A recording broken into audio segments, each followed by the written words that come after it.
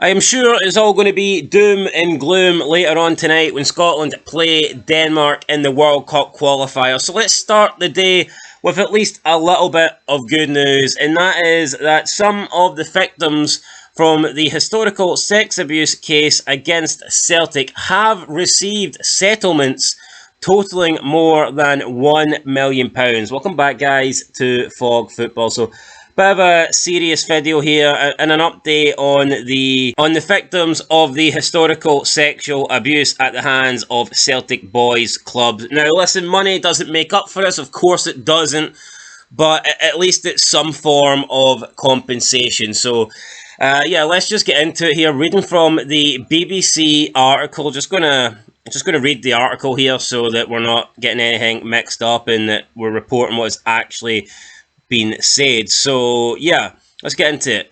Quote, a lawsuit against Celtic from victims of historical sexual abuse has ended with settlements totalling more than £1 million.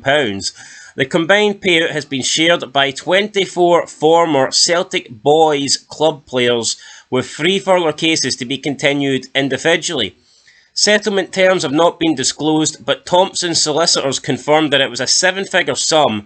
The firm said that one other case had been withdrawn. 9 further cases against the Glasgow Football Club, also brought by alleged survivors of boys' club abuse, remain ongoing. The group claim that had been brought by 28 former players. At the Court of Session in Edinburgh, Ian Mackay, KC, representing the players, asked Judge Lord Arthurson for it to be brought to an end. Mr Mackay said Celtic and the lawyers for those seeking compensation wanted each pursuer to have a settlement based on their own needs. He said the effect of sexual assaults varied. Some individuals were the subject of serious sexual assaults, have relatively minor psychological consequences. On the other hand, some individuals have been the victims of less serious sexual assaults but have enormous psychological consequences. Each victim was examined by psychologists, and a report was submitted to Celtic for tailored compensation.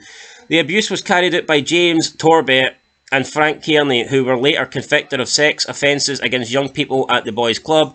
Celtic FC had claimed that it was not linked to the boys' club and said it was a separate entity. In 2022, Lord Arthurson gave permission for a number of former boys' club players to sue Celtic FC. He held that the two entities were intimately connected, and a claim denied by Celtic's legal team at the time. The survivors brought group proceedings against Celtic FC in a procedure similar to the American class action legal case.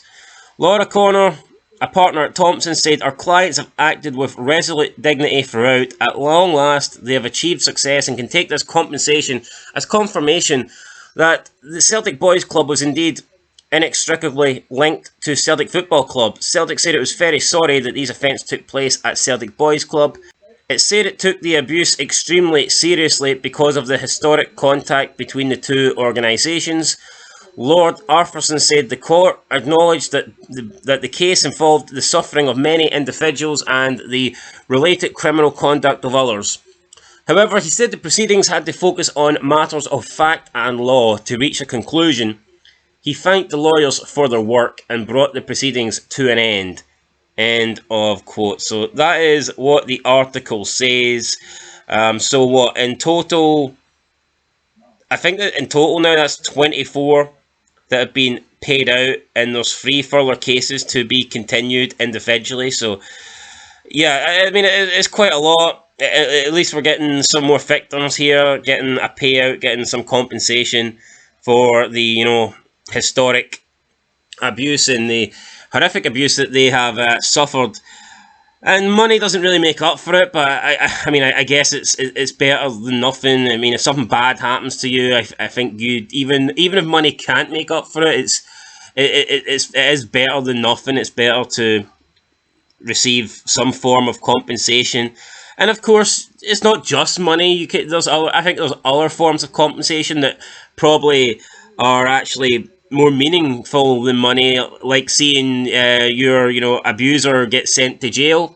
That might be that might actually be more valuable than money to some. So, and I believe that's already happened for the people that were involved. And I think most of them have already been sent behind bars. So, I mean, at least there's that. At least that's good. And I mean, yeah, these victims are getting a bit of money, so that's good as well. But I just think it'd be good for Scottish football, good for Celtic when this whole thing can just be put to bed, and the payouts can be done. Every victim can get their reward, their compensation, and we can just move on, because it's a really dark it's a black spot into it in Scottish football and Celtic's history, and it's not something that I don't think should be dragged out for years and years and years. And unfortunately, it's been dragged out for a lot longer than any of us would want. So I think the quicker this can be wrapped up, and I mean, not forgotten about, not for those reasons. I don't mean like, brushed under the carpet, but I just don't think this is a good thing to have.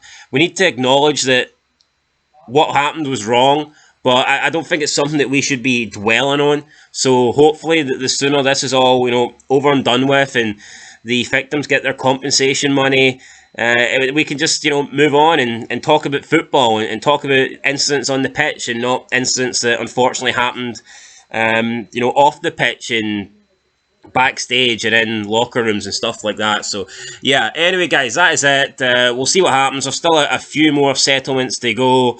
I was surprised that it was just $1 million.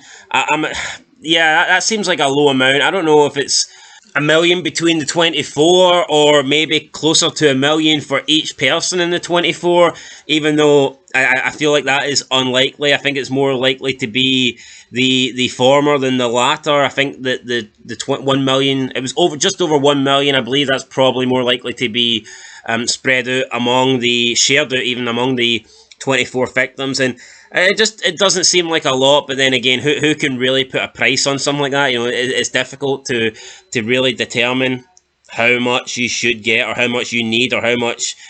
I guess there's no amount of money that's going to make that right. And the article did suggest that maybe some people had less psychological effects, so therefore they require less money, and then perhaps some people had more psychological effects, so they require more money. So, I mean, it is what it is, guys, but there you go, there's your news. Over £1 million Celtic have had to pay out here. So hopefully now we can go on to talk about football, and we start with the World Cup qualifier tonight, Scotland against Denmark in Copenhagen. Need a big result for Scotland, a big result for Steve Clarke. Hopefully we can all get behind the country, and I'm hoping that we get a positive result. And for me, a positive result would be a draw. Now, yes, Big Stevie Cool thinks we need to win this game. He thinks it's a must win. I wouldn't agree with that.